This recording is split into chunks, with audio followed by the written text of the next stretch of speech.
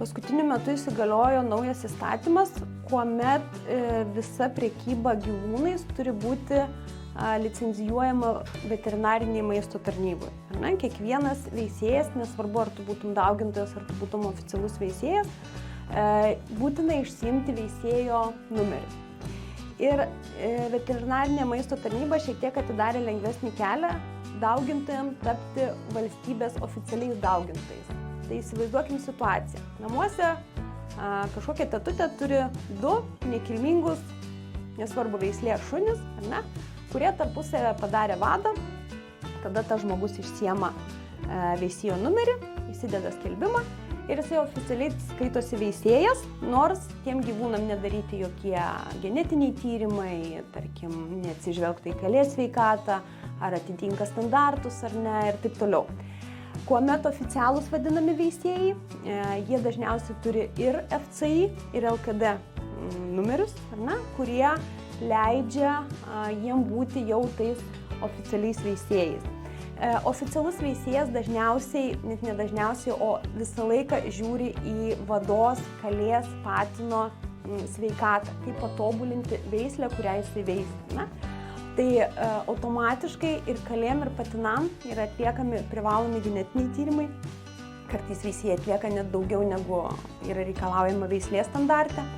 Yra atliekami DNR tyrimai, kad jeigu būtų situacija, reikėtų patikrinti, ar iš tikrųjų šuniukai yra tų tėvų, kas yra nurodyma. Yra išduodami kilmės dokumentai, ko oficialūs daugintojai negali pateikti.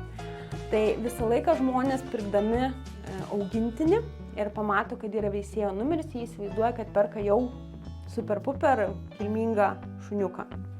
Tai čia visą laiką reikia pasidomėti, kad ne tik veisėjo numeris suteikia teisę dauginti augintinius, bet skupas moka 2 kartus ir taupydamas pinigus, pirkdamas iš oficialaus daugintojo, gauna pakankamai ligotus augintinius. Tai čia, kaip suprantu, tokia gan ir gaunasi problema, ar ne? Oficialūs daugintojai tampa mažiau skiriasi nuo tų oficialių veisėjų. Taip. Tai jūs jau paminėjot jo tos, kaip atskirti, bet ką reikia žinoti, jūs jau tą numerį pasižiūrėti, išsigrydinti, pasidomėti dėl praeities, dėl tyrimų visokių tų gyvūnų, bet visiškai statistiniam paprastam žmogui, kuris gali būti neįsigilinęs ir tą jisai, kaip ir minėjot, gali pirkti iš daugintojo, jisai galvos, kad perka iš veisėjo. Tai kaip čia kritinį mąstymą jungti? Visą laiką reikia, jeigu žmogus nori įsiginti kilmingą augintinį, turi prašyti tėvų kilmės dokumentų. Jeigu tai yra oficialūs veisėjai, jie visą laiką jums pateiks FCI, LKD kilmės dokumentus, jeigu šuo yra lietuvis. Yra alternatyvių klubų, kurie yra FCM ir taip toliau, kurie nėra oficialūs pasaulio lygio, bet jau geriau negu nieko. Tai visą laiką, jeigu šuo yra kilmingas ir bus kilminga vada, abudu tėvai turi turėti kilmės dokumentus. Ir šuniukai, kuriuos yra perkama, taip pat bus su kilmės dokumentais. www.kinologija.lt įmanoma visą laiką rasti ir kilmės dokumentų pavyzdžių, atsekti, ar kaliai yra padaryti genetiniai ir sveikatos tyrimai.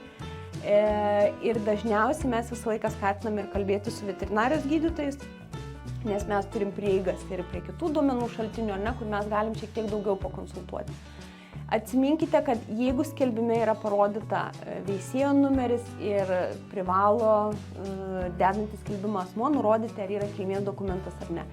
Jeigu nėra nurodyta kilmės dokumento, reiškia, jūs nežinote, kokį šuniuką turėsit, ar jam atlikti sveikatos tyrimai, ar kalė yra tvarkingai kergta.